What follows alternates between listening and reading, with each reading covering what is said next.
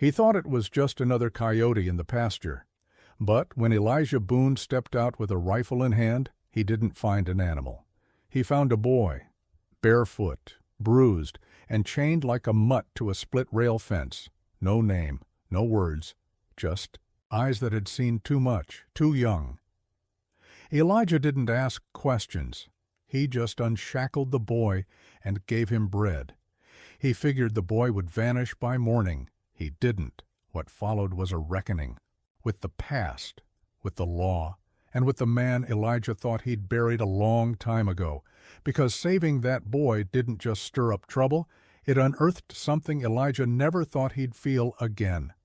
If you think you know how this ends, you don't. Stay with us. Like, share, and subscribe. Because by the time the final gunshot rings out, you'll understand why this boy changed everything. The wind carried dust that morning. Dry, bitter, biting, like it had a grudge against the land. Elijah Boone stepped onto his porch with a tin cup in one hand and his old Winchester cradled in the other. His knees ached worse than usual, and the coffee had already gone cold in the cup, but he drank it anyway. There were worse ways to wake up. The sky was bruised with the last of the night, pale lavender bleeding into rust. Somewhere out past the ridgeline, a coyote yipped. Elijah didn't blink. He'd lived alone too long to be bothered by the wild things. These days, the beasts with fur made more sense than the ones that wore badges and boots. He shifted his weight and squinted out toward the north pasture. Something was moving near the fence line. Not fast, not panicked, just a slow, dragging shape against the silhouette of dead brush and brittle weeds. Elk, he muttered aloud, but he already knew better. Elk didn't limp, and they damn sure didn't glint like metal when they shifted in the light.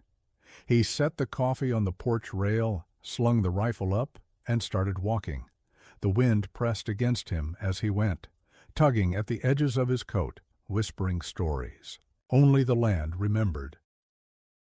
Every step through the tall grass was measured, his boots sinking into earth that hadn't seen rain in 6 weeks. As he got closer, the shape came clearer. A boy, thin, barefoot, curled like a kicked dog beside the fence post, where Elijah had once tied his own horse before the barn fire, back when there was a barn to speak of. The boy's wrists were shackled to the rail with a rusted chain looped tight, and the skin beneath was raw and crusted dark with blood. His head hung low, his hair was matted with dirt, his shirt was 2 sizes too big, torn down the middle, and he didn't move even when Elijah's boots crunched a few feet away. "Hey!" No answer. Elijah knelt slow, his old bones groaning louder than the boy. He could see now the bruises, the dried snot and tears, the split lip, the cracked feet. He reached out, touched the boy's shoulder. The child flinched so violently that Elijah drew his hand back out of reflex. "Easy. I'm not here to hurt." "You?" Still nothing. The boy's eyes finally opened, gray, foggy, dull, not scared so much as empty, like someone had reached in and scooped out everything that once lived behind them. Elijah looked at the chain. It was old iron, loop knotted around the fence slat, secured with a rusted padlock that had no business being on a ranch fence. Whoever put it there had meant for it to stay. He stood, stepped back, and brought the butt of his rifle down hard. The first strike bent the chain, the second snapped the wooden post, the third broke the lock. The boy slumped forward but didn't run, didn't move at all, just lay there, breathing in short, wet little huffs like he didn't trust the air yet. Elijah slung his rifle back and knelt again. "Come on," he said. "You're coming inside." He wasn't sure what made him say it. Maybe it was the silence. Maybe it was the bruises. Maybe it was the memory of a baby-sized coffin 30 years ago, or the woman who'd kissed his hand when the fever took her. Whatever it was, Elijah lifted the boy, light as a sack of straw, and carried him back across the pasture. Inside, the cabin was a box of creaking wood and stubborn heat, a stove, a table, one cot. Elijah hadn't used the second bedroll in years, but he laid it out by the stove and eased the boy onto it. The kid didn't protest, just stared up at the low ceiling like he didn't know where he was anymore. Elijah filled a basin with water and grabbed the cleanest cloth he could find. He worked slow, wiping dirt from the boy's face, the caked blood from his mouth and chin. He poured a tin cup of water and held it to the boy's lips. The kid drank greedily, hands trembling too much to hold it himself. "Don't gotta talk," Elijah said, sitting back. "But you'll eat, you'll drink, you'll rest." The boy didn't answer, didn't nod. But he didn't look away either. Elijah tossed beans and jerky into a cast-iron pot and set it over the stove. As the scent filled the room, the boy's eyelids drooped. By the time the food was ready, he was asleep. Elijah ate his share quietly, watching the child snore soft and broken. He couldn't stop looking at the wrists, the bruises, the knobbly knees that hadn't seen a full meal in weeks, maybe months, and that chain. It wasn't rancher's iron. It was the kind used to lock saloon cellars and riverboat gear trunks. Heavy, deliberate. Somebody didn't just leave that boy. Somebody meant to break him. Elijah sat back in his chair and rubbed a hand over his beard. "What in God's name did you crawl out of, kid?" By midday, the boy was still sleeping. Elijah stepped outside to mend the chicken coop gate, his mind elsewhere. He remembered a story his wife used to read out loud. Something about a good Samaritan helping a stranger by the roadside. Back then, it had sounded simple. Now, nothing felt simple. The wind picked up, carrying dust across the prairie in long, whispering threads. He looked to the ridge again. No movement. No riders? Good. He stayed outside until the sun burned hot enough to crack the dirt, then went back in and found the boy awake, sitting up, watching the stove like it might grow teeth. "You hungry?" The boy nodded, barely. Elijah ladled out a bowl of the lukewarm beans, added some biscuit from the tin. The boy devoured it without grace. Elijah watched the food vanish like it might be stolen. "You got a name?" "Nothing. Where you from?" Silence again. But this time, the boy's hand froze mid-scoop. Elijah raised an eyebrow. "That a no or a don't want to say?" Still no answer. Elijah sighed and leaned back. "Well, you'll be safe here. Ain't much, but it's warm. Food's plain, but it's yours, and I don't chain people up." The boy's eyes flickered. A shadow of something passed over his face, then vanished again.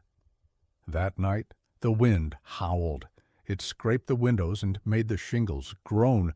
Elijah sat with a blanket over his knees, sipping black coffee and watching the fire. The boy didn't sleep, just lay curled by the stove, eyes open, flinching every time the house creaked. When a gust blew the shutters open, the boy jerked upright, heart pounding. He grabbed the edge of the stove like it was a lifeline. "Just wind," Elijah said. "The Pamaris." Boy didn't relax. Elijah thought for a while, then stood. He took the old harmonica from the shelf and sat by the stove. He didn't play well, but the tune was slow and soft. An old lullaby half forgotten from the years when his daughter was still alive. A melody that used to echo through this cabin with laughter before death moved in and made a home of it. As the notes drifted through the room, the boy's breathing slowed. His eyes drooped. Eventually his body slumped against the bedroll, and he slept. Elijah put the harmonica down and stared into the fire. "Whoever did that to you, kid, they better pray I never meet 'em." Because something in him had stirred, not pity, not guilt, something older, something dangerous, something righteous, and it wasn't going back to sleep. By morning the storm had moved on, but the wind had left a silence behind it. It wasn't the kind of quiet Elijah Boone liked. This silence didn't rest. It crawled into the eaves, filled the spaces between heartbeats, made every floorboard creak feel like a warning. The boy was already awake. Hadn't moved from his bedroll, but his eyes were wide open, locked on the stove like it might betray him. Elijah stirred the fire back to life and dropped another log on it. "You always wake before dawn?" he asked casually. The boy said nothing. "Bad, eh? Dreams?" No answer. Elijah poured water from the jug and placed a tin cup beside the boy's bedroll. "You're safe," he said again, quieter this time. "Nobody's coming through that door without meeting my rifle first." The boy glanced at the cup, then at Elijah. Suspicion lingered in that gaze. But he drank. "You've been chained." "There long?" Elijah asked. Still gentle, still slow. The boy blinked once, then nodded. "How long?" The boy raised one hand and splayed his fingers. Then again, then once more. 15. 15 hours. No. Elijah's stomach dropped. 15 days? The boy didn't move, but he didn't correct him either. Elijah sat back down in the chair, staring at the boy like he was trying to decipher some cruel riddle. 15 damn days in the dirt, in this sun. He scratched his beard. "You should be dead." The boy flinched slightly at the word. "Sorry," Elijah muttered. "Didn't mean it like that." He stood, stretched, and moved to the cupboard. The boy watched every step. Elijah noticed it now, the way he tracked motion, not sound. The way he kept his back to a wall when possible. The way he waited for permission he didn't need. He ladled the last of the beans into a bowl and slid it across the floor. "Eat." The boy picked it up with both hands and ate fast, but without mess. Like hunger was normal, like rations were learned. "You been on your own a while?" This time the boy gave the faintest of nods. "Parents?" No reaction. "Did they do it? Chain you?" A flicker in the eyes again. Then a whisper. Just one word. "No." Elijah straightened in his chair. It was the first sound the boy had made since he'd found him.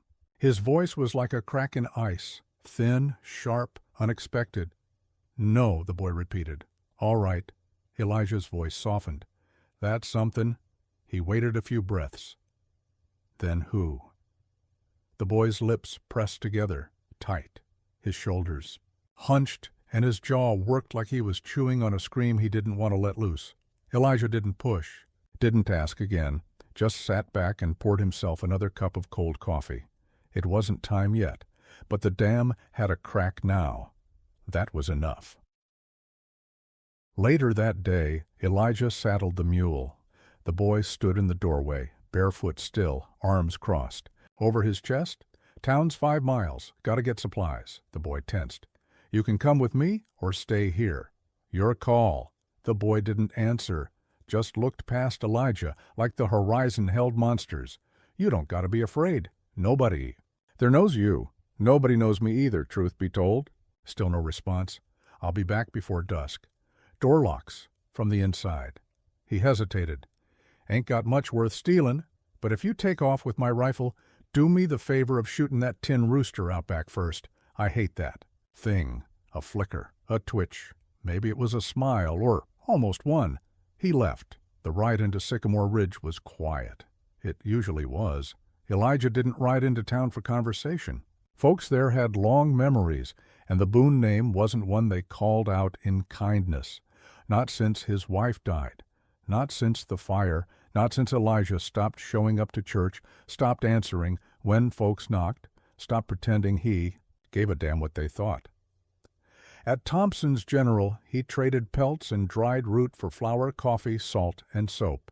He picked up a pair of old boots, small ones, and a coat that might fit someone under 5 feet. The shopkeep didn't ask. "Back huntin'?" "Something like that," Elijah replied. He grabbed a padlock, stronger than the last, and a box of 30-30 cartridges, just in case. By the time he got back, the sun was lower than expected. He half expected the cabin to be empty. Maybe the boy had run. Maybe the silence had finally gotten to him, but the boy was still there. He was sitting on the porch steps, knees pulled to his chest, chin resting on his arms, watching the sky. When he saw Elijah, he stood fast, ready, like he expected trouble. Elijah dismounted slowly and handed him the boots. The boy blinked. "Too big?" Elijah asked. The boy tried one on, then the other, wiggled his toes. Elijah handed him the coat next. The boy ran his hand over the inside lining like it was made of gold. "No." "Chains," Elijah said. "Not ever again." The boy's lip trembled. Then he turned away and walked back into the cabin before tears could catch him.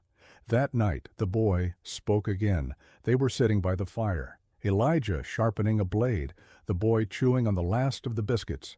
He said I was a thing. Elijah looked up.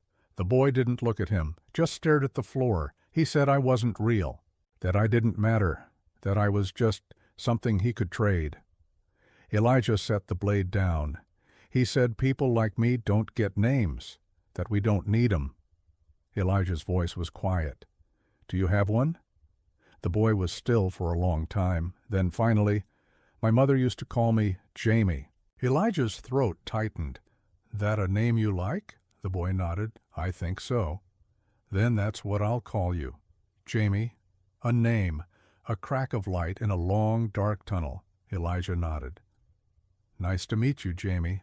The boy's eyes welled up. You're not a thing, Elijah added. You hear me? You're not some broken piece of property. You're a boy. And now you're a boon. Jamie blinked hard. A boon? Elijah looked into the fire. That means something? The boy just smiled. A real smile this time. Faint, fragile, but real. The next morning, Jamie helped gather eggs. He moved quiet, but not timid. Still flinched when the coop creaked too loud, but held the basket like it was his job. Afterward, they mended the gate together, then the trough, then the fence post, the one where Jamie had been chained. They burned it. Together. Elijah handed him the match. Jamie struck it, stared at the flame, then tossed it into the pile. The fire leapt up, greedy and hot. The chain twisted in the heat, groaning as if it finally realized it was done. They didn't speak, didn't need to. That night, Elijah slept a little deeper, and for the first time in years, he dreamed of spring. The days that followed moved slower, easier. Jamie didn't talk much, but he worked, and he watched everything. His eyes missed nothing. How Elijah knotted the fence wire, how he chopped the firewood with his left foot forward, how he reloaded the rifle, one cartridge at a time. He never asked questions, just absorbed. It was Elijah who talked mostly. Sometimes about nothing, sometimes about the land, sometimes about things he hadn't spoken aloud in years, like the way the birds used to roost in his daughter's hair when she'd feed the chickens, or how his wife would hum old hymns out of tune while she cooked, the scent of onions and ash always clinging to her apron, or how he used to believe in things like heaven and fairness and the notion that the law was made for good men. Jamie never interrupted, but sometimes his hands would still or his eyes would flick up, and Elijah knew he was listening. And slowly, without either of them meaning it, they became something more than a man and a boy. They became a pair. It was 5 days after Jamie had spoken his name aloud that the first sign came. Hoof prints. Elijah saw them just beyond the ridge on his way back from checking the east line. The prints were fresh, not from a ranch horse, too deep, too erratic, a stallion maybe, and shod. That meant someone with coin or official business. The tracks weren't headed to the house, but they were close enough to rattle him. He came. Back, more alert than usual. Made a show of whistling so Jamie would hear him coming. Didn't want to spook the boy, especially since he'd started smiling again. Once yesterday, when Elijah tripped on a feed sack and cursed like a preacher's drunk cousin, and once this morning when he'd offered Jamie coffee and the boy had sipped it, gagged, and then tried to pretend he liked it. The smiles were new. Sacred. Elijah would have done just about anything to keep them coming, so when he walked through the door and saw Jamie brushing out the mule's tail with slow, careful strokes, he just said, "There's tracks out by the ridge." Jamie froze. Didn't come near the house, but they're not mine, which means we keep the rifle close tonight. The boy swallowed and nodded. Elijah paused, then added gently, "If it's someone looking for you, I won't hand you over. You believe that?" Jamie nodded again, slower this time, but Elijah could see it in the boy's shoulders. He didn't believe it. Not fully, not yet. They posted watch that night. Elijah took the first half, Jamie the second. When Elijah handed over the rifle at midnight, he squatted beside the boy, looked him square in the eye.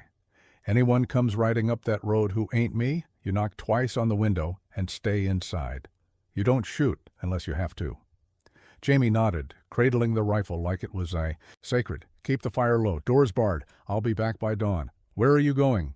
Jamie asked. It was only the third full sentence he'd ever spoken. Elijah gave a thin smile. To have a word with an old enemy. Elijah rode out alone. Just before sunrise, the horse trail ran dry and narrow between two long ridges of wind-bent mesquite. It was an old smuggler's path, rarely used now, but it connected to the southern trailhead where the law sometimes passed on their way to Red Mesa or Pine Hollow. He found the rider's sign again about 3 miles out. This time, there were boot prints too. One man, tall, heavy-set, from the depth. He'd gotten off to piss and smoke. Elijah found the still warm ashes near a rock, and something else. A crumpled scrap of paper half buried in the dirt. Elijah brushed it off and turned it over. It was a handbill, the kind they posted on saloon walls. At the top, in bold black ink, "Wanted for theft and escape." Below that, a sketch, crude, faint. But the eyes were familiar. Jamie, even in charcoal and bad proportion, Elijah recognized that look.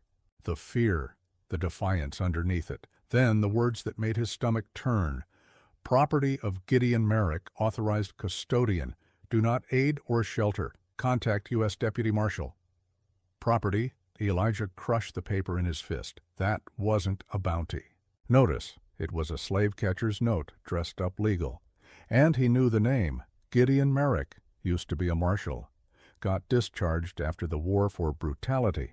Took to running a home for waywards, which was code for private prison. The kind of place where boys disappeared and didn't come back unless they were maimed or made cruel. Elijah turned his horse back. Fast. He reached the cabin by midday. Jamie was outside, still holding the rifle, stiff as stone. Elijah dismounted fast, handed him the handbill. The boy didn't even flinch. He just looked at it and nodded, like he knew this moment had always been waiting just beyond the door. "You said he called you a thing," Elijah said. Jamie looked down. "That's him." "You ran from him?" "I bit him," Jamie whispered. "He had me locked in the cellar, said I'd fetch good coin in New Mexico. I broke a bottle and ran." "Did you steal anything? Just food? You kill anyone?" "No," Elijah nodded. "Then you're no thief. And if he comes back, he'll have to go through me." Jamie's eyes shined. "You don't have to—" "Yes, I do." Elijah's voice was steel. "And I ain't doing it just for you, son. I'm doing it for who I used to be, and who I still might be if I try hard enough." Jamie blinked fast. Elijah added, "You're not property. Not while I'm breathing." And for the first time, Jamie stepped forward and did something that caught Elijah Boone entirely off guard. He hugged him, quick, tight, like the boy had finally allowed himself to believe in something more than pain. That night, Elijah oiled the rifle, loaded extra shells, hid one revolver under the floorboard, one beneath the table, and strapped a knife inside his boot. He'd taught Jamie how to shoot properly, how to breathe, how to aim without flinching. They practiced behind the barn using old cans and a bucket. Jamie didn't miss once. Elijah watched him with something close to pride and fear, because the boy had steady hands, but eyes that had seen too much, and something was coming. Elijah could feel it in his bones, the kind of storm that didn't need clouds, only dust and men and the law that forgot how to be human. It started with dust, a thin rising column on the southern trail, too far for detail, but too straight to be natural. Jamie spotted it first. He didn't say a word, just set the hammer down where he'd been helping Elijah reboard the chicken. Coop and walked to the edge of the yard. Elijah joined him. They stood together in the heat haze, watching that dust rise like smoke from a coming fire. Then came the glint, metal. sunlight off something hard. Jamie's voice was barely a whisper. "That's him." Elijah squinted. "A single rider, not in a rush, but confident. The way a man rode when he wasn't worried about anything, especially not being stopped." They had maybe 10 minutes. Elijah placed a hand on Jamie's shoulder. "Inside. Bolt the door. If I give a whistle, get low. Don't shoot, unless he forces. You understand me?" Jamie hesitated. Elijah met his eyes. "I need to know you'll listen." The boy nodded. Then ran for the cabin. Elijah stayed where he was, waiting. The rider came up slow, letting his horse take its time. A tall man in a black duster, wide-brim hat, silver badge tucked inside the folds of his coat like a threat he didn't have to show. He dismounted casually, tied his reins to the gatepost like it was his ranch. Then he looked Elijah over like a man assessing livestock. "Name's Luther Kane," he said, voice deep and smug, deputized marshal out of Fort Lowell. "I'm here on retrieval duty. Elijah didn't move." "Don't recognize that name." "Well, I wouldn't expect you to. I'm new to the circuit. Private contract mostly. I follow up on property retrievals for the Federal Registry, looking for one in particular." Elijah said nothing. Kane pulled a folded sheet from his coat and offered it without stepping closer. "You seen this boy?" Elijah took it slowly. Same handbill, same sketch. Same cruel phrase. "Property of Gideon Marek." He looked up. "You believe in that? People being property?" Kane shrugged. "I believe in papers, and the pay that comes with 'em. Ain't my place to get philosophical." "He's a child. Doesn't." "Change the ink." Elijah's jaw clenched. "What's Merrick want with him?" "That boy cost him coin, ran off from a sale he was arranging, stole food, damaged a guard. He was chained to a fence, left for dead." Kane smiled, but it didn't reach his eyes. "Yeah, that tends to happen when they don't listen." Elijah stepped forward. "You think that's funny?" "I think it's legal." Kane's voice sharpened. "And I think you're harboring a fugitive, which puts you on the wrong side of this badge." He pulled the coat open slightly, showing the tin star. Elijah didn't blink. "That badge don't mean a damn thing when it's in the hands of a man with no soul." Kane's eyes narrowed. "Where is he?" Elijah didn't answer. Kane's fingers twitched near his belt. "You sure you want to make this hard, Boone? We both know you've got a record. Desertion, vigilante work back in '72. That little mess in Bisbee where 3 men didn't walk away." Elijah's voice dropped cold. "You pull iron on me, and you'll find out how many more I can bury." A tense silence stretched between them. Then Kane smiled again. "I'll be back. You think about what harboring a registered delinquent gets you. I've got federal backing, Boone. You shoot me, they'll come for you. They'll come hard." He turned to mount. "Next time I come," he added, foot in the stirrup, "I'll have writ in hand and 4 riders at my side." Elijah didn't flinch. "Then bring a 5th for the grave."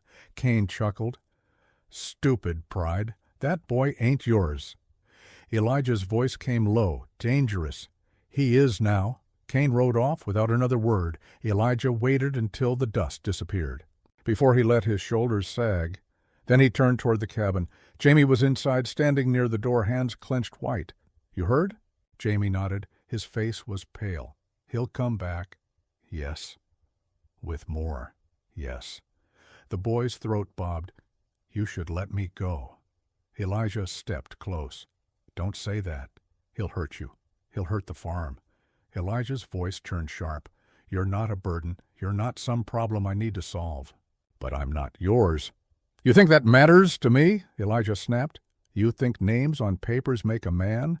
I buried my own blood, Jamie. I carried her into the dirt and covered her with stone, and it broke me. You think I don't know what it means to lose?" Jamie blinked fast, but the tears still came. "You were chained to a fence like an animal," Elijah continued, softer now. "That ain't what boys are, and it sure as hell ain't what you'll be while I still breathe." Jamie looked down. "What if he comes when you're gone?" Elijah walked over to the hearth, reached beneath it, and pulled out a small wrapped bundle.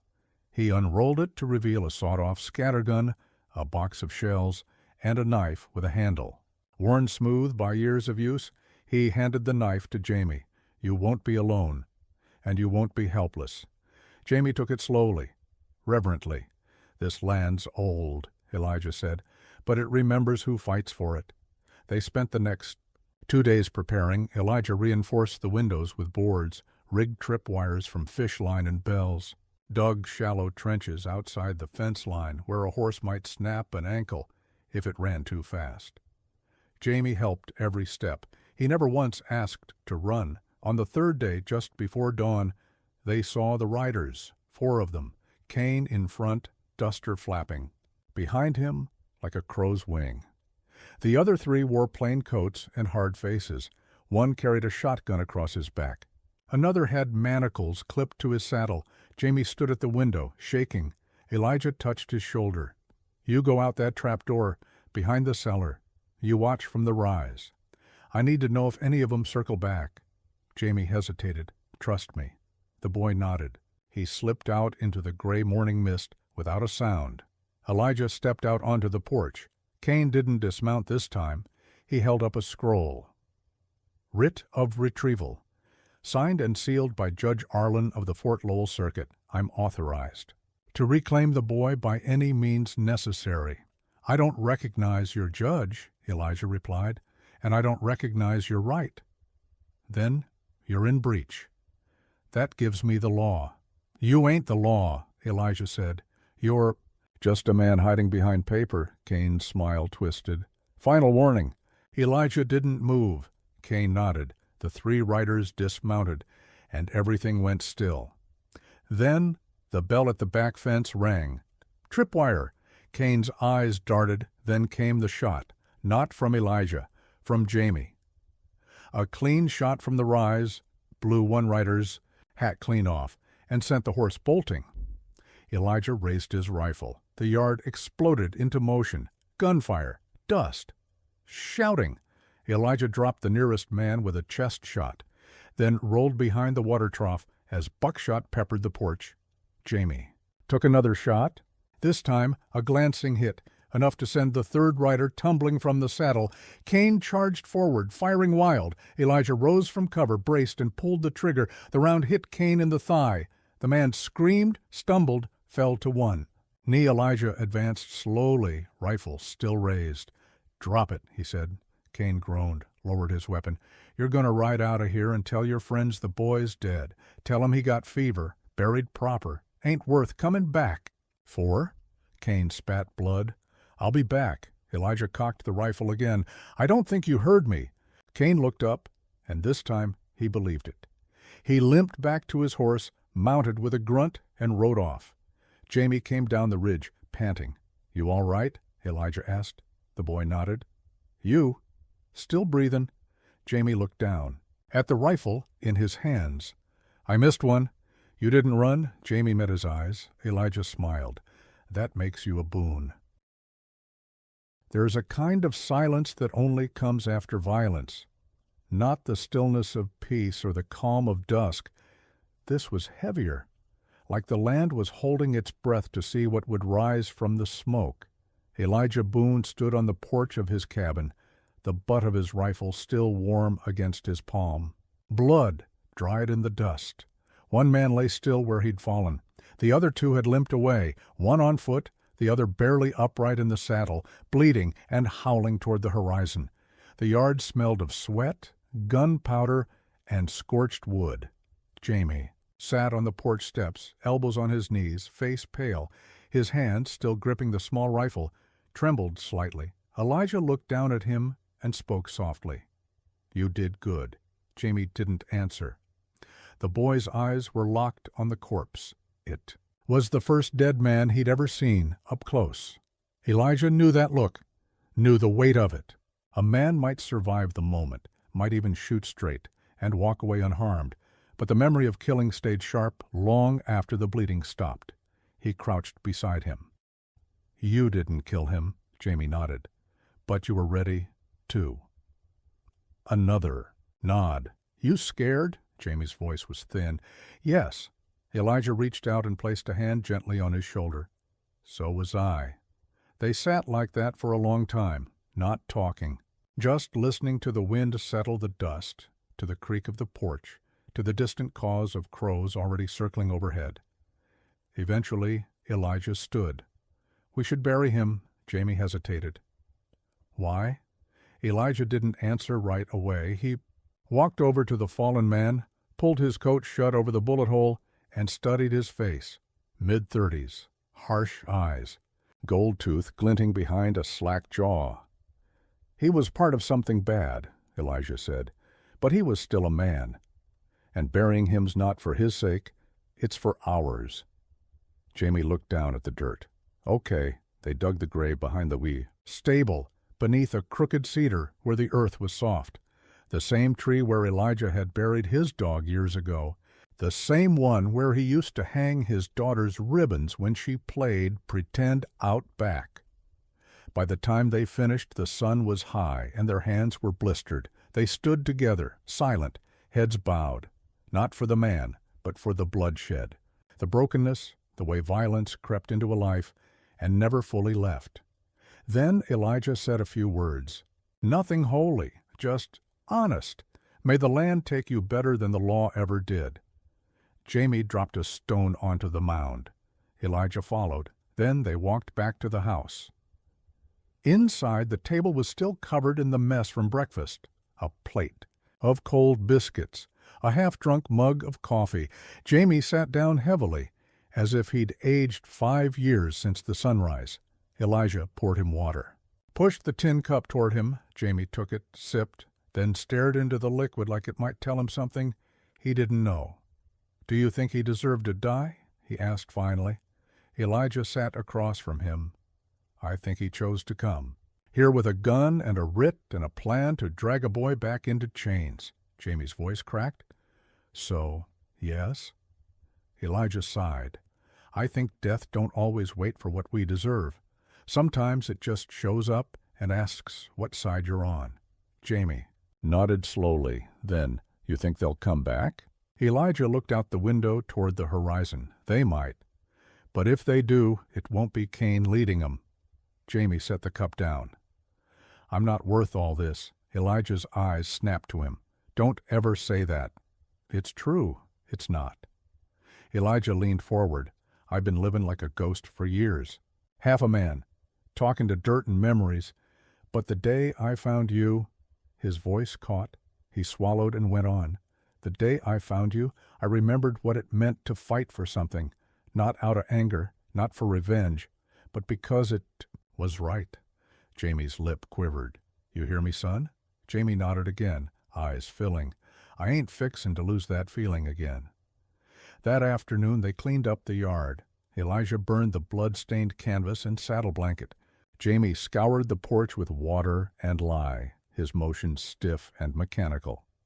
Neither spoke much. They rebuilt the fence rail that had splintered under the gunfire, took down the tripwires, retensioned the chicken wire.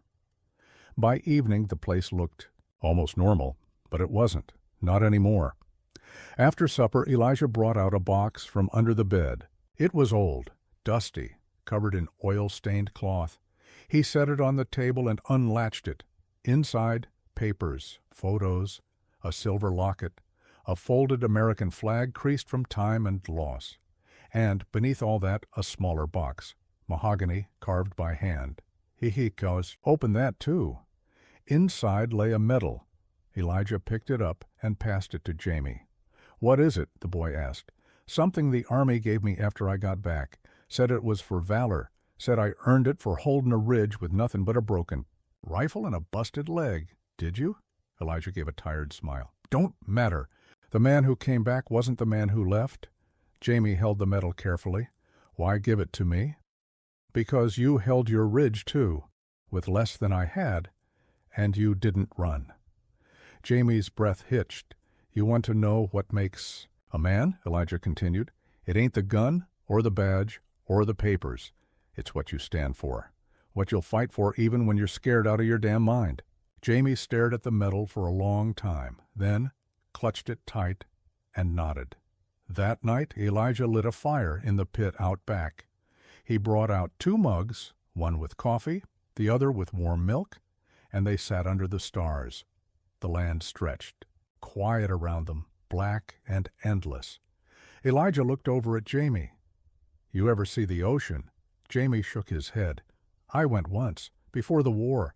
Stood on the cliffs out west and watched the tide roll in. Sounded like thunder, smelled like salt and dreams." Jamie leaned back against the log. "What's it like?" Elijah took a long sip. "Big. Makes you feel small, but not in a bad way. More like reminding you there's still beauty out there, still things worth seeing." Jamie was quiet for a while then. "Do you think I'll ever see it?" Elijah looked up at the stars. "I reckon you will." Jamie's voice was hopeful now. "With you?" Elijah didn't answer right away, just smiled, then said, "With me." The wind changed that week. It wasn't loud, not the kind that howled or drove sand into your teeth, but the kind that hinted. It carried warmth, the scent of sagebrush beginning to bloom, the faint hum of flies returning, and the low groan of earth stirring beneath the frost. Spring had come early. Elijah Boone felt it in his knees first.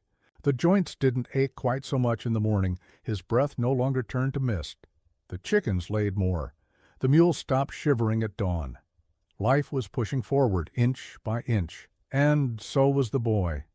Jamie no longer flinched at every creak of wood. He slept through most nights now, talked more too. Not much, but enough. Asked questions about the ranch, about crops and mules and whether chickens ever got bored. Elijah found himself laughing again.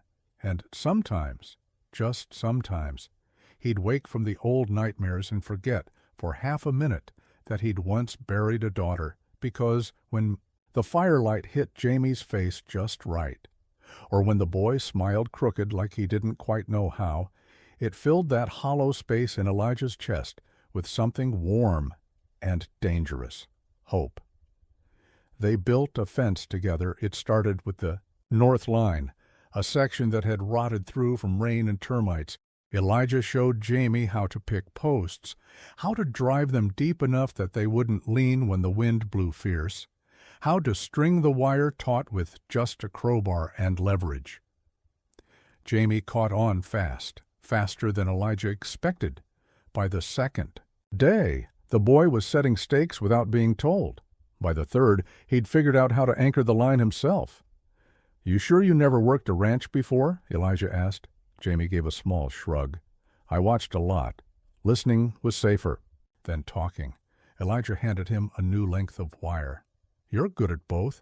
Jamie looked up, eyes soft. "You really think so?" "I'd stake a mule on it," the boy grinned. "Your mule's half blind."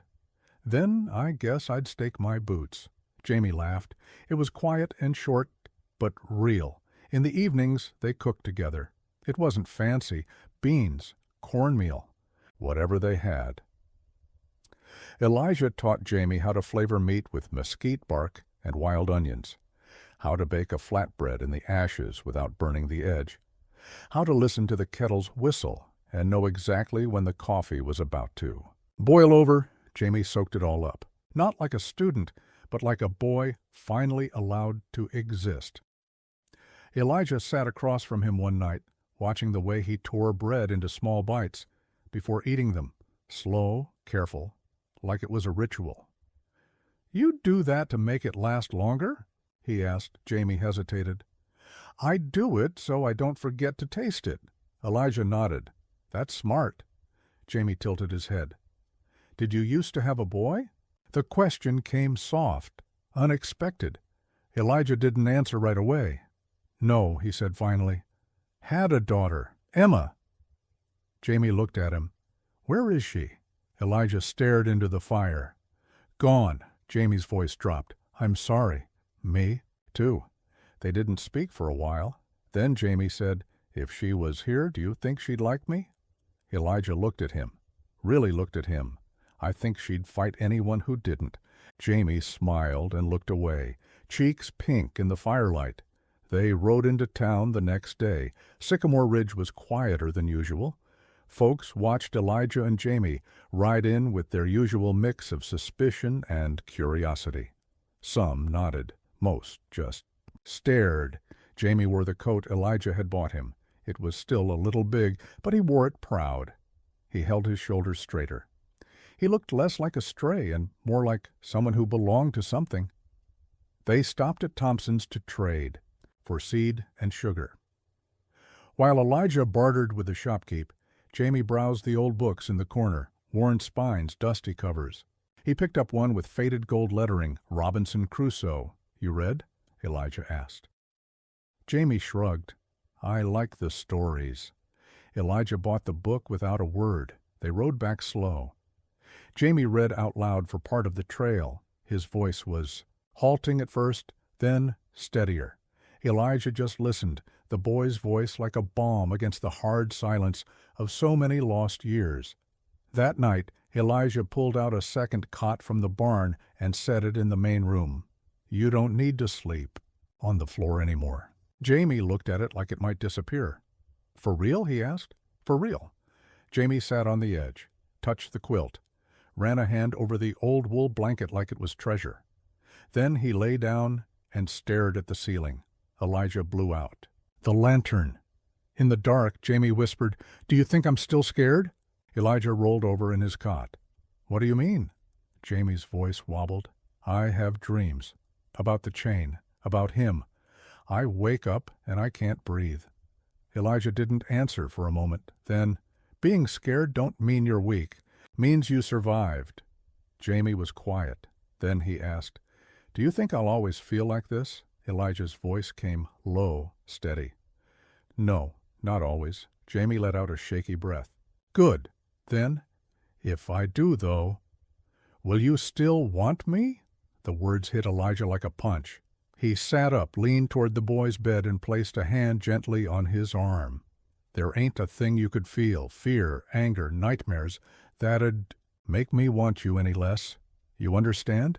Jamie nodded, eyes wet, but smiling, and Elijah felt something inside him crack open, like a thawed river finally breaking free. In the days that followed, they carved out something close to routine. Jamie fed the chickens each morning. Elijah chopped wood. They shared breakfast, worked through the day, told stories by the fire, read chapters from the book, slept. Not every night was peaceful. Some nights Jamie woke in a sweat. Some nights Elijah heard him mutter, "Please," in his sleep. But most mornings began with sun and laughter and the sound of a boy's boots crossing a porch that no longer felt haunted. On the 7th day after Cain rode away, a letter arrived, folded into the saddle-bag of a passing trader, addressed in thick handwriting to Elijah Boone, Sycamore Ridge. Elijah opened it on the porch while Jamie sat whittling a piece of driftwood into the shape of a bird. The letter was short, written by hand. "Mr. Boone, Marshal Cain will not return. We received your statement and the handbill. We're aware of Merrick's record. A full investigation has been opened. Protect the boy until further notice. We appreciate your cooperation. U.S. Circuit Marshal Ross Pennington, Fort Lowell District, Elijah." Folded the paper slowly. Jamie looked up. "Bad news?" Elijah smiled. "No, not bad." Jamie watched him. "What does it mean?" "It means someone's finally listening." Jamie blinked. "They won't come for me?" Elijah stood, walked over, and placed the letter in Jamie's hands. "Read it." Jamie read it twice. Then, a third time. He didn't say anything, just clutched the paper to his chest and sat very still. Then finally, "I think I want to see the ocean someday." Elijah nodded. "I think we will." And they sat there, under the early spring sky, an old man who thought he had nothing left, and a boy who'd once believed he didn't matter. Together they watched the wind carry the last of winter into the trees. The first thing Jamie noticed was the crows, 3 of them, perched in a row on the fence post outside the barn, still as carved figures, watching, silent. He paused with the feed bucket in his hands, squinting at them. They didn't spook, just turned their heads in unison, glossy eyes locked on him like they were waiting for something. Jamie shook his head and walked on, the bucket rattling against his knee. But the feeling lingered. Something had shifted again, not in the weather, not in the land, but in the air between the trees. A tension. Like the world had remembered, the boy wasn't supposed to be safe. Elijah noticed it too. The mule was restless, wouldn't come to the trough, kept pacing the corral like it smelled something foul on the wind. The chickens were loud that morning, too loud, and the dog, an old mutt from the neighboring ranch that usually wandered over once a week, didn't show at all. Elijah sipped his coffee and scanned the ridge. No movement, but his gut said otherwise. He stepped back inside and checked. The rifle, full chamber. He strapped the revolver to his hip and said nothing to Jamie, not yet. No sense stirring up ghosts without proof. By afternoon the wind picked up, dry, hot, wrong for the season. Jamie helped mend the roof, crawling along the sloped edge with a hammer while Elijah passed up shingles. The boy moved, careful, but with confidence. It was easy to forget sometimes that he'd once flinched at the sound of footsteps. "You're getting faster," Elijah said, offering a nail. "Pouch." Jamie smiled and wiped his forehead. "You're just getting slower." Elijah snorted. "Smart mouth, you learned that from me?" "Maybe." They worked in comfortable silence for a while. Then Jamie paused, looked out across the hills. "What was it like?" he asked. "Before." Elijah leaned on the ladder. "Before what?" "Before Merrick, before the fence." The question caught him off guard. Elijah thought for a moment. "You mean when you were free?" Jamie nodded. Elijah lowered his eyes. "I wouldn't call what I had freedom, not real freedom. I had a family then, I had a grave. Then I had a bottle." Jamie sat still, hammer in his lap. "But you weren't chained?" "No," Elijah said. "But I was trapped all the same, just a different kind of prison." Jamie looked down at the barnyard below. "I used to think fences meant safety." Elijah raised an eyebrow. "Don't they?" "Not always," the boy shrugged. "Sometimes fences keep things in." Elijah looked up at him, squinting through the sun. "You think you're still in a cage?" Jamie didn't answer, but he didn't say no either. Elijah nodded, quietly respecting the honesty. "Then, maybe we build a gate," he said. Jamie blinked. "What?" "A gate, not a wall, not a trap. Just something you can open when you're ready." Jamie smiled. "That's dumb." Elijah grinned back. "Maybe, but it's your dumb gate now." They laughed, and for a while the wind felt lighter again. That night, the dream returned. Jamie woke screaming. Elijah was by his side before the second cry left his throat. Hand on the boy's shoulder, Jamie sat up, drenched in sweat, fists clenched around the blanket. "It was the cellar," he gasped. "I was back in the dark." Elijah handed him water, sat beside him until the shaking stopped. He locked the door, said I'd die there, said no one would ever come. "You're not there now," Elijah said. Jamie buried his face in his hands, but it felt real. "Feelings lie," Elijah whispered, "but fire don't." Jamie looked up. Elijah nodded toward the hearth. "That flame right there, that's what's real, that heat, that breath in your lungs. Me sitting beside you, that's what matters." Jamie nodded slowly. Elijah squeezed his shoulder. "You ever feel the dark reaching for you, you light? A match, even one, just to remind yourself the world don't belong to shadows." Jamie's voice was hoarse. "Will it ever go away?" Elijah shook his head. "No, but it'll get quieter." 2 days later the letter came, not by post, not by rider, but tucked beneath a stone on the trail just outside the east pasture gate. Elijah nearly rode past it, just a scrap of parchment weighed down by a smooth river rock. But something about the placement stopped him. He dismounted, picked it up, and turned it over. There was no seal. No address, just a name, written in small, neat script. Jamie. He unfolded it slowly. There were only 4 words inside. "You can't run forever."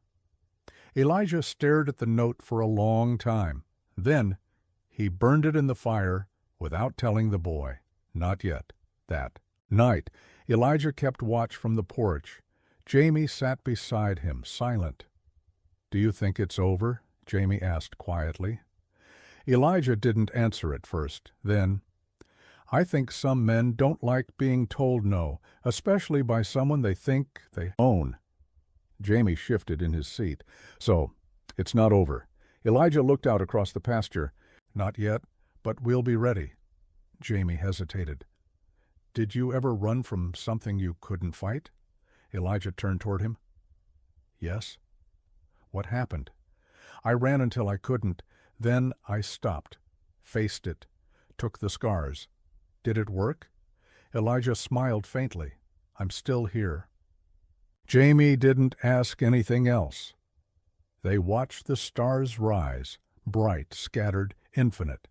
Elijah's hand rested near his rifle. Jamie's rested near the harmonica. And somewhere far off in the dark, a man named Gideon Merrick readied his next move. Because monsters don't always come back when you expect them, they come when you forget they're real. It started with smoke, not the sweet smell of wood smoke from a neighbor's hearth, not the acrid sting of a brush fire either. This was different, thick, oily, wrong. Elijah caught the scent first, just after sunup. He was kneeling in the garden, fingers deep in dry soil when the wind shifted. He froze, then stood. Across the field beyond the north fence line, something black curled into the sky in thin tendrils, slow and deliberate. He dropped the spade and turned. "Jamie!" The boy came running, breathless, boots unlaced. "What is it?" Elijah didn't answer, just grabbed his rifle and saddlebags. They rode out 10 minutes later, fast but quiet. Jamie behind Elijah, arms tight around his middle, head down against the wind. The smoke led them toward the abandoned Turner homestead. No one had lived there in years, not since the last drought dried up their well and sent the Turners packing. But someone had returned. The barn was burning, not all of it, just one side, controlled, intentional. And in front of it, a man stood watching. He didn't flinch as Elijah and Jamie rode up. Didn't turn. Just stood in his black coat, hands clasped behind his back as if the fire was a painting he'd commissioned. When Elijah dismounted, the man finally looked over his shoulder. Gideon Merrick. He was older than Elijah remembered from the war trials, his beard white at the chin, hair thinner. But those eyes were the same, cold, calculating, amused. "Well," Merrick said, "if it ain't Elijah Boone, I figured you'd make a fine shepherd for a runaway." Elijah's hand stayed near his holster.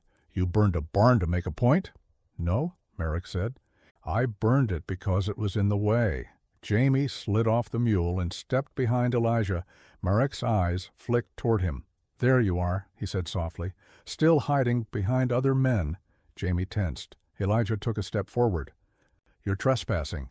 I'm reclaiming property." "He's not property." Merrick smiled like a man who already knew the ending to the story. "You don't get to make that call." Elijah's voice dropped. "He has a name." Merrick tilted his head. "Names don't change what something is." Jamie's fists clenched. Elijah saw it, stepped back, shielding the boy without seeming to. "I got word," Merrick went on, "that Kane came up short. Funny how men disappear when they cross you." Elijah didn't answer. "I came myself this time," Merrick said. "Wanted to see what kind of man thinks he can keep what isn't his. You're not taking him." "I don't need to take him today," Merrick said calmly. "I just need to make sure you know what's coming." He gestured toward the fire. "Yosika, think this was nothing? Think again. I've got land deeds, writs, friends in Fort Lowell, Santa Fe, even D.C. "I've seen your friends," Elijah said. "One of them's in the ground." That wasn't a threat, Boone. Merrick stepped forward now, slow and smooth. That was a reminder. Elijah didn't move. "You've built something here," Merrick said. "Something fragile. This little farm, this illusion of peace. But we both know how quickly things burn." Jamie's voice came sharp. "You chained me." Merrick looked at him. "I fed you," he said. "I clothed you. I gave you purpose. You beat me. You disobeyed. I was a child. You still are." Merrick snapped, voice cutting. "And children don't get to decide who they are." Elijah raised the rifle, and Merrick laughed. You'll kill me in front of the boy?" "If you come near him again," Elijah said, "I'll bury you without ceremony." "I'm not afraid of dying," Merrick replied. "But are you ready? For war? Because that's what this is now. You've declared it." "No," Elijah said. "You did the day you put iron on a child." Merrick's eyes narrowed. Then he nodded once, like a man agreeing to terms neither side had asked for. He turned and walked toward his horse. "Enjoy the quiet while you can," he called over his shoulder. "It never lasts." He rode off. Elijah stood still for a long time after. The barn crackled behind him. Jamie watched Merrick vanish into the trees. Then he whispered, "He'll come again." Elijah said nothing. He knew they didn't talk much on the ride back. Jamie gripped the saddle horn tight. His silence wasn't fear. It was focus. The boy had changed. Something behind his eyes had steeled. Not anger, not panic, but a resolve. Back at the cabin, Elijah checked every rifle, repaired the shutter locks, dug a new cache beneath the chicken coop with spare rounds and a bedroll. Jamie helped, without question. That night, Elijah carved a new stake and posted it by the front gate. It read, simply, "This land does not bend later." As the fire burned low, Jamie stood by the window, staring out into the dark. "Elijah?" "Yeah? What do we do if he brings more?" Elijah stood and crossed the room, placed a hand on Jamie's shoulder. "Then we show him what happens when you corner the wrong damn family." Jamie looked up at him. "You mean that?" "I do." Jamie's eyes were shining now. "Then I'm not scared." Elijah nodded. Neither was he, not any more, because the boy wasn't just someone he'd rescued. He was his reason, and some things were worth dying for. But this was worth living for. It happened at night, not the kind of night that hums with crickets and sighs with wind, but the other kind, the kind where the stars vanish and the air feels thick like oil, when every shadow looks like it's waiting to move. Elijah Boone woke before the sound came. He wasn't sure why, just that something had pulled him from sleep, like a hand around the throat of his dreaming. He sat up slow, listened. The fire had burned low. The cabin was dark. Then he smelled it. Smoke, but not the sweet hickory kind from the stove. This was dry, sharp wrong. He was out of bed in seconds, rifle in hand. Jamie was already standing barefoot by the window, eyes wide, lips moving without sound. "Elijah," he whispered. "The barn." The fire was halfway through the roof by the time they got outside. Orange light pulsed against the black sky, throwing the yard into flickering shapes. Sparks rose like fireflies, catching the wind and drifting toward the coop, the porch, the... "Feed barrels?" "No," Elijah muttered. He ran, Jamie on his heels. The heat hit first, then the roar. Inside the barn, hay tools, the mule, the extra grain barrels. All of it gone in seconds if they didn't act fast. Elijah threw the doors open. Smoke rolled out like an animal. He grabbed the mule's lead and hauled. The animal bucked, wild-eyed. Jamie coughed beside him, grabbing the halter, whispering to the beast the way Elijah had taught him, "Come on, old girl, come on." Together they pulled. The mule stumbled, then bolted. They dragged her clear. Then the roof collapsed. Wood screamed. Flames exploded outward, flaring across the paddock. Jamie shoved Elijah backward as a beam fell where he'd been standing. They both hit the ground, breathless. Then came the sound they weren't ready for. Gunfire. A single shot, then silence. Elijah rolled onto his stomach. From the tree line, a figure stepped forward, dark coat, wide hat, rifle slung low. Another shadow followed, and another, 3 men, not Merrick, but his kind. One called out, "Elijah Boone, this is your eviction notice." Elijah crawled to the porch and ducked behind the barrel stack.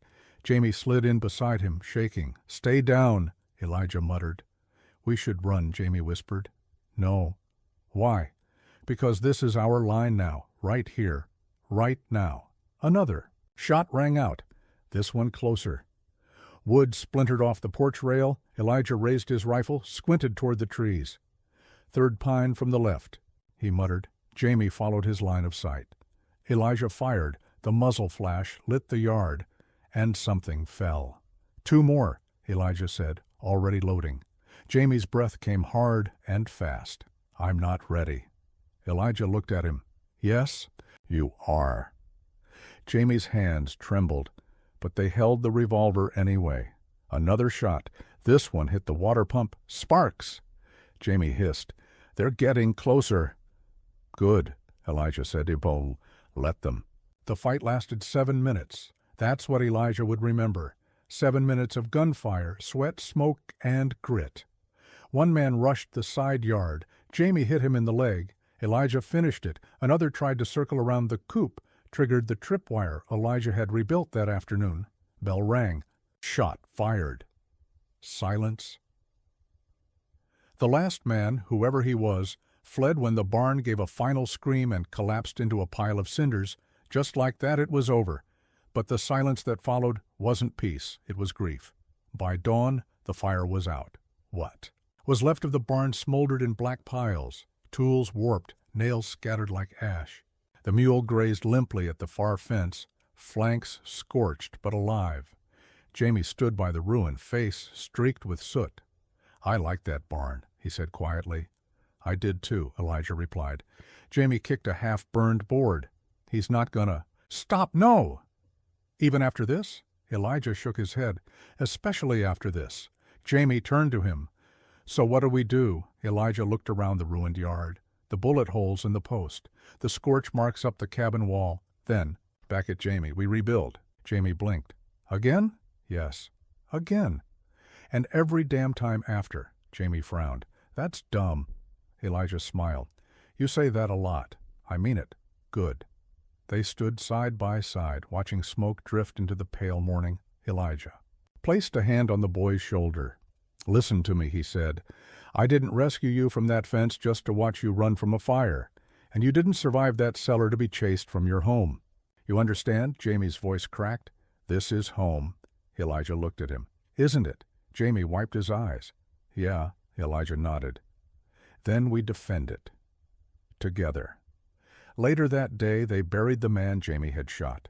He was young, no older than 20, a rough face, but not evil, just paid, just willing.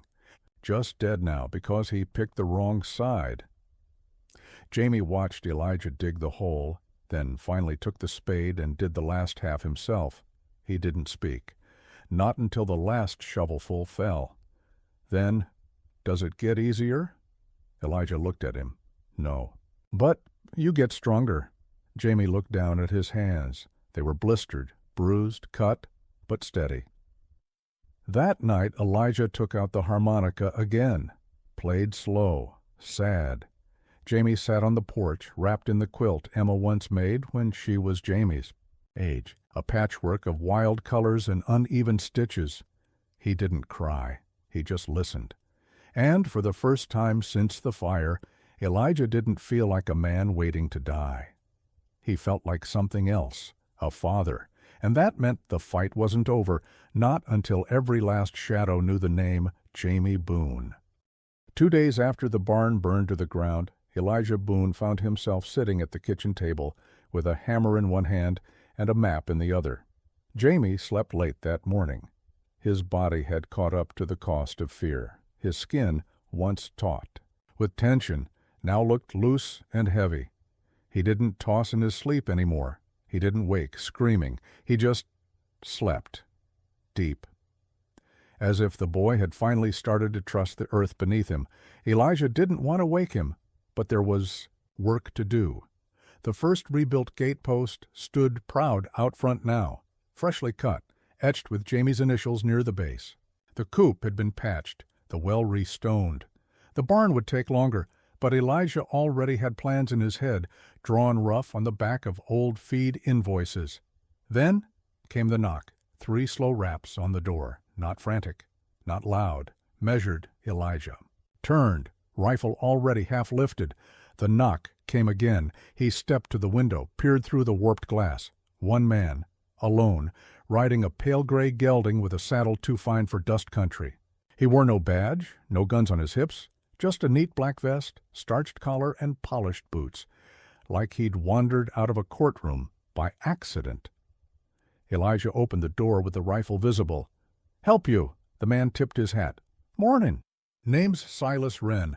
I'm an investigator out of Santa Fe, Special Ledger Commission." Elijah's eyes narrowed.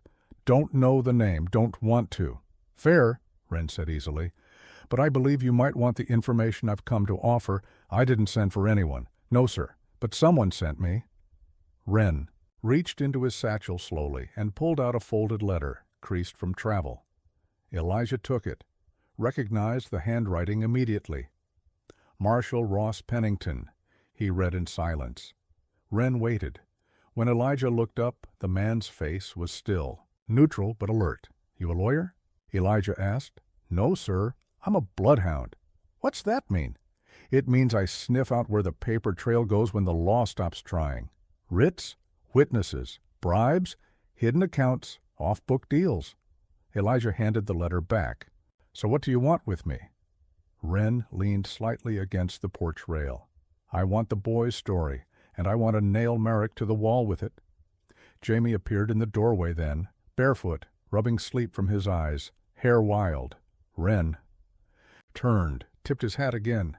"You must be Jamie." Jamie looked at Elijah, uncertain. Elijah gave a slow nod. "Come on out." Jamie stepped barefoot into the morning sun, blinking. Wren didn't push, just waited. Jamie's voice was small. "You're not with Merrick?" "No, son, quite the opposite. But I've been in this game long enough to know that most bad men cover their tracks before they ever start running, so I'm here to get ahead of the horse." Elijah looked him over. "And why would the government care now?" "Because Merrick's reach finally crossed into places it shouldn't. Took a boy from the wrong man's niece out near Tucson. Boy died in transport, quiet cover-up. But the niece had powerful friends." Jamie swallowed. "I need your testimony," Wren said gently. "Sworn, signed. You tell it how it was. The chains, the beatings, what you saw. Who else was there? You give me names." Elijah stepped in. "What happens then?" "If I get enough," Wren said, "we indict. We burn his reputation to ash. He won't chase you. He'll be running for his own hide." Jamie looked down at his feet. Silence hung thick. Elijah said, "You don't have to say yes." Wren added, "But if you don't, he'll do it again. To another kid, to another family." Jamie took a breath, then another. Then he looked up and nodded. They did it inside, at the table. Elijah sat beside Jamie the entire time, hand never far from the boys. Wren wrote slow, carefully, asking gentle questions. Nothing Jamie wasn't ready to say, nothing he didn't already carry like a scar. When it was done, Jamie signed his name with a shaking hand. Silas Wren folded the papers, sealed them in a wax-stamped envelope, and tucked it into his coat. "You're brave," he said. Jamie gave a soft smile. "I'm tired of being scared." Wren stood. "I'll be heading out before sundown. You won't hear from me again unless we're successful, but I promise we will try." Elijah nodded. "That's all we ask." Wren mounted his horse, tipped his hat, and rode off west. And for a moment, Elijah allowed himself to believe it might actually be over. That night, Jamie couldn't sleep. He stood out back, staring at the place where the barn used to be. Elijah joined him. The stars above were bright, too bright, like they were leaning in. "I told him everything," Jamie whispered, "even the stuff I tried to forget." Elijah nodded. "Good. I thought it'd feel better." Elijah waited. Jamie looked up. "But it doesn't. Not yet." "It will." Jamie hesitated. "What if it doesn't work? What if Merrick still comes?" Elijah placed a hand on the boy's shoulder. "Then we remind him why he's scared." Jamie smiled faintly. "I'm not scared anymore," he said. Elijah looked at him and saw the truth. The boy who'd been chained to a fence was gone. In his place stood something stronger, not a man, not yet, but a boon. 2 weeks passed. The sky stayed dry. The earth stayed quiet. No riders, no threats, no letters tucked beneath stones. For a while Elijah dared to believe it might actually hold. He and Jamie spent the mornings rebuilding the shed behind the coop. replacing beams, fitting hinges, sanding old wood down to fresh grain. They planted beans along the east fence, traded with the Thatchers for eggs and seed potatoes, shared black coffee in tin mugs. He even argued once about how much vinegar belonged in the pickling jar. It felt like living, real living, not surviving. But on the 15th day, the letter came. Folded in a government envelope, stamped from Fort Lowell District Circuit Office.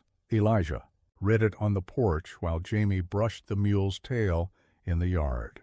The boy was humming under his breath, some made-up tune he played sometimes on the harmonica. Elijah didn't speak until he'd read it twice, then a third time. Then he folded it slowly, stared at the horizon. Jamie looked up. "What is it?" Elijah tried to find words that would soften the blow, but lies had no place between them anymore, so he said it plain. "They're not pressing charges." Jamie's face went still. "What?" "They say the evidence was inconclusive, that the other witnesses retracted. Merrick had receipts, papers." Jamie stepped closer, his hands clenched tight. "But I told them everything. I know. They said," Jamie's voice cracked, "they said I helped." "You did? Then why?" "Because sometimes justice don't weigh what it should." Jamie dropped the brush. The mule stepped away, forgotten. He stared at the ground like it might offer answers. Elijah stood slowly, crossed the porch, and crouched in front of him. "This isn't your fault. I gave them everything I had, and I'm proud of you for it. They don't believe me? I do." Jamie's eyes were wet now. "But what if he comes back?" Elijah didn't answer for a moment. Then we make sure it's the last time." That night the wind turned cold again. Not winter cold, but sharp, watchful. Elijah sat on the porch with his rifle in his lap, cleaning it by lantern light. Jamie sat beside him, legs folded under him, the harmonica resting in his palm. He hadn't played it since the letter. Elijah watched him a while before speaking. "You ever heard the story of Jacob Hart?" Jamie shook his head. "He was a sheriff up in Colorado Territory. Old-timer, tough as bark. Used to say there's 3 kinds of evil in this world." Jamie looked up. "First kind's loud, real easy to spot. Yells when it rides in, shoots what it wants, burns what it can't have." Jamie nodded. "Like Merrick." "Second kind's quiet, smiles too much, sits in big chairs and signs papers that hurt people." Jamie's eyes narrowed. "And the third kind," Elijah continued, "just watches, doesn't do anything, pretends it ain't their business." Jamie blinked. "That's the worst one." "It is," Elijah said, "because it lets the other 2 grow." They sat in silence a while. Then Jamie asked, "What happened to Sheriff Hart?" Elijah smiled faintly. "He didn't retire, but the evil did." Jamie smiled too, and for the first time since the letter, he lifted the harmonica to his lips. The note was soft, low, wavering, but real. Elijah closed his eyes and let the sound carry. 3 days later, they found the body. It was a coyote, half-starved, shot through the side and left strung up on the fence like a message. Elijah didn't say a word when he saw it, just walked back to the cabin, took down the rifle, and loaded every round. Jamie stood beside him, pale but steady. "This is Merrick," he said. Elijah nodded. Jamie swallowed. "What now?" "We ride to town." "Why?" "Because I need to send a message back. The postmaster at Sycamore Ridge looked surprised to see Elijah ride in again, even more so when he dropped a sealed envelope on the desk. "Express this to Santa Fe," Elijah said. The man nodded. "Who to?" "Marshal Pennington. Urgent." The postman eyed the envelope. "Trouble?" Elijah gave a grim smile. "Not yet." That night, back at the ranch, Elijah and Jamie built a fire out front, not in the pit, but in the yard, where it would be seen. They burned the coyote's carcass. Let the smoke rise high into the sky. Jamie stood beside it, watching the flames like they meant something more than heat. Elijah tossed a bundle of dry sage into the center. It flared bright. Then, "You afraid?" Jamie shook his head. "Good." Elijah said, because fear's just proof you've got something worth protecting. Jamie looked up. You think they'll come tonight? Elijah's voice was steady. I think they'll wait until we think they won't. Jamie nodded, then we wait too. And they did, side by side, watching the dark, listening to the wind, waiting for evil to knock again. They came just after midnight. No warning, no whistle, no hoofbeats, only fire. A burning bottle hit the corner of the cabin roof, shattering in a blaze that flared upward with a roar. The flames leapt to the dry shingles like they'd been waiting, clawing at the sky. Jamie was the first to move. He rolled off the cot, feet already in his boots, shouting, Elijah! Elijah was up, rifle in hand, eyes wild but focused. Trapdoor! Now! Jamie didn't argue. He dove for the hatch behind the stove, the narrow crawl space they'd cleared out weeks ago. He grabbed the revolver on the way down. Stay there. If you hear my whistle, 2 short, 1 long, you come out. Otherwise, you stay put. You hear me? Jamie's voice was tight, but strong. Yes? Elijah slammed the hatch shut, pulled the stove back over it with a grunt, then grabbed his coat, his scattergun, and the bandolier from the hook by the door. Outside, flames lit the yard like daylight, and in that orange glow, he saw them. 6. Riders, no badges, no uniforms, just shadows in dusters, all armed, all watching the cabin burn. Elijah crouched by the front window, took a breath, and remembered what he used to be, not just a rancher, not just a broken man with ghosts, but Boone, and Boone meant reckoning. He waited until one of them stepped closer, booted foot crossing the gate line, before he fired the first shot. The man spun, rifle dropping from his hands, and crumpled before Rye. He hit the ground. The others scattered. 1 dove behind the water trough. 2 ran for cover at the half-finished barn frame. Another hit the ground belly flat and began crawling through the brush. Elijah fired again, this time at the legs of the second man. Hit, screaming. Then came the return fire, loud, fast, wild. Bullets tore through the walls, punched through the windows, shattered glass and clay. Elijah ducked, reloaded, eyes scanning for movement. He could hear one of them shouting now, ordering a flank, telling someone to move to the back. They were going to surround him. He had minutes, maybe. He grabbed the tin pot from the stove, flung it over the fire to snuff it, kicked the burning rug across the floorboards, and stomped it out with 1 boot. Smoke still rolled down from the roof, but the fire hadn't breached the rafters yet. He had time. Barely. Out back, one of the men crept along the fence line, shotgun low, boots soft in the grass. Jamie saw him through the slats in the crawl-space vent. The man was tall, hunched, scarred. On one cheek, he moved like a predator, but his eyes darted too much. Nervous, Jamie held his breath, finger tight on the trigger. Wait. The man stepped closer, turned to look at the fire again. Jamie opened the hatch, slipped out, and crouched low behind the coop. Then he moved. Fast, silent. He crossed the distance in 3 steps and fired 1 shot, straight to the thigh. The man screamed and spun, falling hard. Jamie stood over him, gun raised. The man scrambled for his pistol. Jamie kicked it away, then raised his gun again, but didn't fire. Tell me who sent you, he said. The man coughed. Ain't my war, kid. Then why are you here? The man spat blood. Merrick paid, said it was just a scare job. You came with fire. The man blinked. He said burn it down, take the boy. Said the old man wouldn't fight. He was wrong. Jamie stepped back and left the man bleeding in the dust. Elijah ran out the back with a bucket in one hand and a pistol in the other. Jamie, here! The boy appeared from behind the coop, eyes wild, face streaked with ash. I shot one, Elijah nodded. There's more. I know. They moved as one, silent, practiced, fast, poured water on the eaves, knocked down embers, pushed a wheelbarrow across the yard, and flipped it to form cover. Elijah fired 2 more rounds, dropped 1 man near the paddock. Jamie knelt by the fire pit, laid out bullets beside him like a gambler placing bets. A scream came from the trees. Another man down. Then quiet. Too quiet. Elijah crouched, scanned the dark. Where was the last one? And then he saw him, moving slow, almost careful, through the side yard. It wasn't one of the riders, it was him, Merrick, wearing a long black coat. Hands empty, eyes calm, he wasn't hiding, he was walking. "Elijah," Jamie said, voice shaking. "It's him." Elijah rose slowly. Merrick stopped 10 feet from the porch steps. "Hell of a welcome party," he said. "You throw this kind of barbecue for all your guests?" Elijah said nothing. "You shot 4 of mine.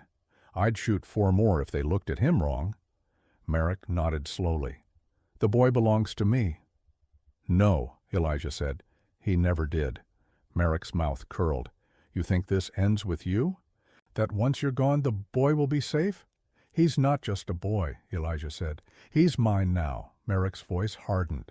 "You think paper matters? I have men. I have money." "I have nothing left to lose," Merrick reached into his coat slowly. Elijah didn't flinch. The man pulled out a small ledger, bound in brown leather. Tied with twine, he tossed it at Elijah's feet. "Read it." Elijah didn't move. "It's the list," Merrick said. "Names, dates, boys I bought, girls I sold, judges I paid, marshals I bribed. It's all there." Jamie stepped forward. "Why are you showing us this?" Merrick looked at him. "Because none of it matters. You think the world cares? You think they'll save you?" "I don't need saving," Jamie said. Merrick's eyes darkened. "You don't understand what you are." "I do," Jamie said. "I'm free."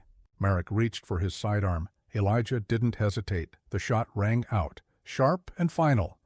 Merrick staggered, looked down at the blood blooming across his chest. He took 1 step back, then another, then fell, face first, in the dirt.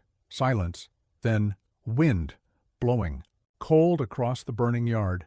Elijah lowered the rifle. Jamie stood frozen, hand over his mouth. Neither moved for a long time. Then Jamie stepped forward, knelt beside the man who'd once chained him like a dog. He didn't cry, he didn't curse, he just stared and said this was always how it had to end. They buried Merrick at the edge of the ridge, near the burned barn. No marker, no stone, just dust. Jamie dropped the last shovelful in place and walked away.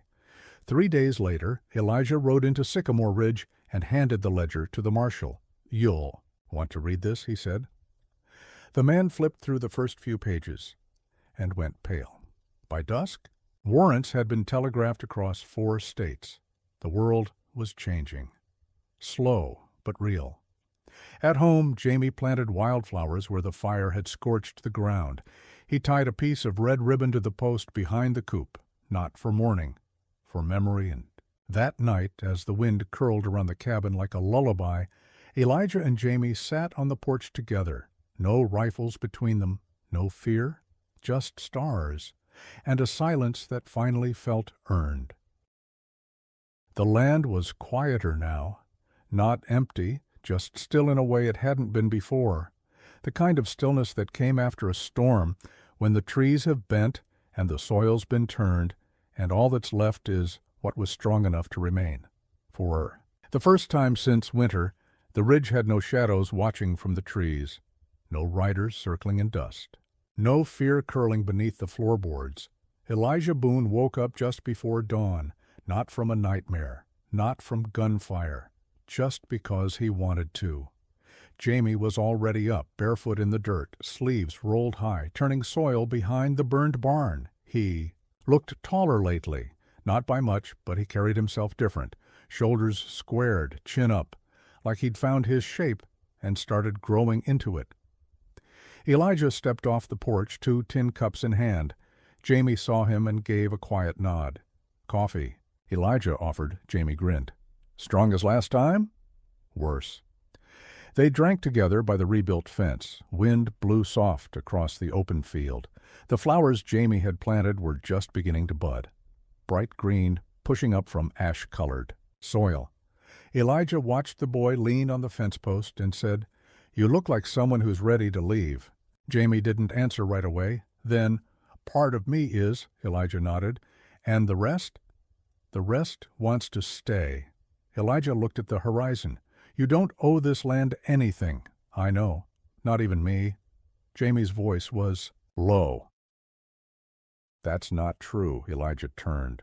Why? Jamie shrugged. Because I'm not just alive because of you. I am who I am because of you. That hit harder than any rifle butt.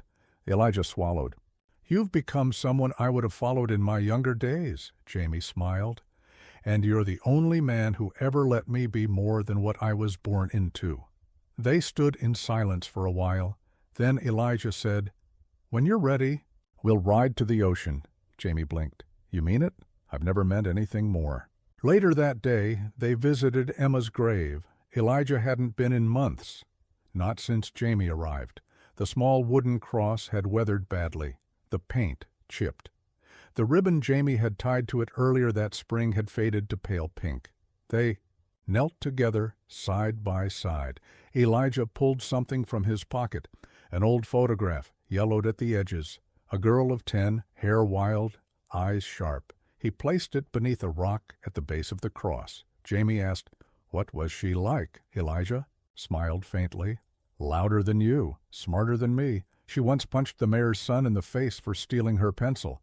Jamie grinned. That tracks. She would have liked you, Elijah said softly, and hated what this world did to boys like you. Jamie looked at the grave. Then maybe I can do something about it. Elijah raised an eyebrow. What? I don't know yet. But there's more out there than just surviving. I want to find out what kind of life I can build. Elijah nodded. You'll do that, and more. Then, but not yet. Jamie looked at him. You still owe me a barn. Jamie laughed, and for the first time since the flames, it didn't sound like it carried weight. Just joy. That night they sat by the fire. No harmonica, no guns within reach, just peace. Jamie stared into the flames and said, I'm not scared of the dark anymore. Elijah looked over. Because you beat it? No, Jamie said, because I know who's on the other side of it. Elijah leaned back in his chair, closed his eyes, and felt something he hadn't in a very, very long time, rest. The ridge greened faster than usual that spring. Maybe it was the ash from the fire. Maybe it was the way rain fell just right, heavy at dusk, soft by morning. Or maybe, Elijah thought, the land had finally recognized it was being cared for again. Jamie worked the fields now like he was born to it. Not just the labor, he understood the rhythm. How to listen for soil softening beneath a boot. How to hum to the mule when it was tired. How to speak to seeds like they might hear you and try harder. Elijah watched him from the porch one morning, coffee cooling in his hand. The boy, no, the young man now, had a steadiness about him that made Elijah feel both proud and painfully aware of time. He knew what was coming. Sooner or later, Jamie would ride out, and when he did, Elijah had to be ready to say goodbye. That afternoon, they rode into Sycamore Ridge. The townsfolk looked different now. They nodded, said hello. Even the grocer, who once kept a pistol under the counter when Elijah walked in, tipped his hat and threw in an extra sack of flour. That was Jamie's doing. Not because he'd fought, but because he'd stayed. Word had gotten around about Merrick, about the fire, about the ledger that brought down a dozen crooked men across 3 counties. They didn't say much about Elijah, but they talked about the boy who stayed on his feet. Jamie didn't seem to notice the whispers, but Elijah did, and they made something ache deep in his chest. They stopped at the blacksmith's before heading home. Jamie wanted to have a brand made, not for cattle, for a saddlebag. Something I can stamp on what's mine, he said. So I remember where I came from. The smith nodded. Initials? Jamie looked at Elijah, then turned back. Just one letter, he said. The smith raised an eyebrow. Which one? Jamie smiled. B. That night Elijah brought out the whiskey. Not the cheap stuff. Not the bottle he used to dull the edge when memories came sharp. The good bottle, unopened, buried behind the fireplace since the day Emma died. He poured 2 glasses. Jamie blinked. You sure? Elijah handed one over. Tonight, we celebrate. Jamie raised his glass. What are we celebrating? Elijah clinked his own against it. The day you chose your name? Jamie smiled. boon. You earned it." They drank in silence. Then Jamie asked, "Do you think people can change?" Elijah didn't answer right away. He leaned back in his chair, listened to the night air, to the owls calling across the ridge, to the wind moving through trees that hadn't burned. Then, "I think people don't change all at once. They change in pieces, one right choice at a time." Jamie nodded. "Then I think I'm changing." Elijah smiled. "I know you are." Later, Jamie brought out the harmonica, not to play it, just to hold it. Elijah watched him run his thumb across the metal, back and forth. "You think I'll ever stop remembering?" Jamie asked. "No," Elijah said. "But I think one day those memories won't own you." Jamie looked up. "And the fear?" Elijah stared into the fire. "It becomes something else." "Like what?" Elijah gave a small, quiet smile. "Fuel." Though next morning Jamie stood with his hand on the saddle horn. The new brand, B, shined on the leather like a promise. "I'll be back before the first frost," he said. Elijah nodded. "If not, I'll come find you." Jamie grinned. "You're too old to track me down." "I've got a stubborn mule and a long memory," Elijah said. "Don't test either." Jamie mounted. The sun was rising, soft gold spreading across the hills like a blessing. He looked down at Elijah one last time. "You gave me a name," he said. "But you also gave me something I never thought I'd have." "What's that?" Jamie's voice was steady. "A future." And with that, he rode. Elijah stood and watched until the dust settled and the sound of hoofbeats faded into the wide blue. Then he turned back to the cabin, lit the stove, and whispered, "Come home safe, son." The silence returned, not the kind that warns of violence, but the deep, hollow quiet that creeps in after someone leaves and takes something of you with them. The cabin felt too big now, too still. Elijah Boone sat at the table with one hand on a coffee cup and the other on the folded letter Jamie had left him. It wasn't long, just 3 lines, scrawled in the boy's best handwriting. "Thank you for saving me. Thank you for teaching me. I'll make you proud." J.B. Elijah had read it 20 times already, and still, every time, his eyes stung.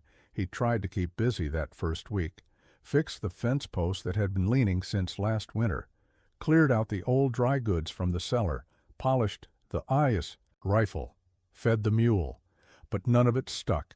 Every corner of the place reminded him of the boy. The half-carved wooden bird on the shelf, the harmonica left by the windowsill, the boots by the door. Too small now for the man Jamie was becoming, but too sacred to move. And so on the 8th day, Elijah finally went where he hadn't gone in years, to the meadow. It sat just over the rise, tucked between 2 clusters of juniper trees. Emma's place, not just her grave. Her meadow, where she used to lie back in the grass and watch clouds. Where she once told Elijah she wanted to be a hawk when she died, because they fly away from everything that hurts. Elijah knelt beside her cross now. The wood was grayed, but strong. The carving still legible. Emma Boone, 1862-1874. She flew. He touched the edge of the stone marker. "Hey, little one," he said softly. "I know it's been too long." The wind whispered through the trees like it remembered her voice. "I thought I'd buried everything the day you left. Thought I'd earned the silence, the ache. Thought maybe God had quit on me because I'd quit on him first." He let out a breath. "But then that boy came, just appeared, like you sent him." He smiled faint. "You'd like him. He's stubborn, kind, can't shoot worth a damn when he's tired." A long pause. "He's gone now. Not gone, just out there, trying to be something." Elijah's throat tightened. "I think he already is." He rested both hands on his knees. "I told him I'd come find him if he didn't come home. I meant it. But part of me hopes he takes his time." Another long pause. Then, "Because the world needs more Boones." The wind rustled the grass, and Elijah closed his eyes. That evening he cooked stew, Jamie's favorite. Didn't eat much of it, but that wasn't the point. He lit the lantern by the window, left the porch light burning, just in case, and as he sat by the fire, He opened the ledger Jamie had once used to practice letters. On the inside cover, Jamie had written, "This is who I was. This is who I will be." Underneath that, Elijah picked up a pen and wrote, "And this is the man who got to call you son." Days passed. Elijah began to feel the land breathing again. The ridge was still green. The chickens still pecked. The stars still sang in the black. But Elijah, he moved slower now, not from age, from reflection, the kind that only comes after forgiveness. And every time he looked toward the trail that wound west through the hills, he smiled, because someday soon a dust trail would rise, and a rider would come, not a threat, not a shadow, just a boy, now a man coming home. Until then, Elijah waited, with peace in his chest and a name on his lips, Jamie Boone. The sky was orange when it happened, not the harsh blaze of desert noon, or the pale blush of spring morning. This was sunset, a deep, low flame smeared across the ridge, setting every blade of grass and every knotted fence post aglow. Elijah Boone was on the porch, carving just a little wooden bird like the ones Emma used to make. His hands didn't move like they used to. Slower now, stiffer, but still precise. He was humming under his breath. Didn't even notice the dust trail at first. It was the mule that gave it away. The old girl lifted her head from the trough, ears pricking forward. Elijah paused, turned his eyes west. A single rider, dark silhouette against the bleeding sky. Slow at first, like the land wasn't ready to let go of its secret, then closer and clearer. A tall figure, shoulders broader than before, a long coat that fit him now, not borrowed, a new rifle strapped to his back, and on the saddlebag, freshly stamped in dark leather, one letter, B. Elijah stood, breath caught in his chest. The rider slowed at the gate and smiled. "Sorry I'm late." Elijah's voice came thick. "Wasn't countin' days." Jamie swung down from the saddle. The boy who had once been shackled to a fence was gone. In his place stood a man. Weathered, sure, alive in the way only those who've been to hell and come back can be. Elijah stepped forward, and for a second they just looked at each other. All the things that didn't need saying wrapped tight in that silence. Then Jamie took a breath and hugged him, not the quick, boyish squeeze from the early days, but full, fierce, like family. Elijah didn't hesitate. He held on, and the years fell off him like dust from a trail coat. They ate stew that night, real stew. Jamie had stopped in Massilia and picked up dried peppers, smoked venison, and a new tin of ground coffee. He talked about the places he'd seen, the towns that still carried Merrick's stain, the boys he found, quiet, broken, barely holding together, how he helped them get out. "How many?" Elijah asked. Jamie didn't answer with a number, just said, "Enough to know I'm not done." Elijah nodded slowly. "You staying long?"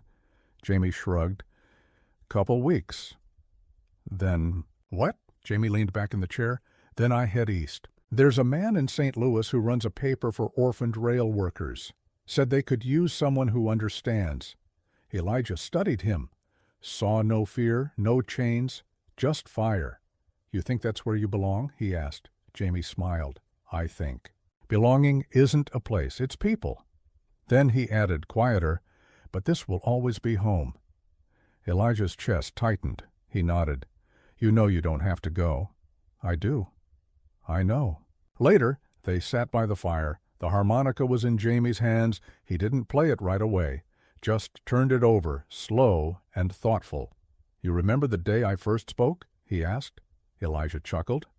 "Boy, I nearly dropped my coffee. I was so scared."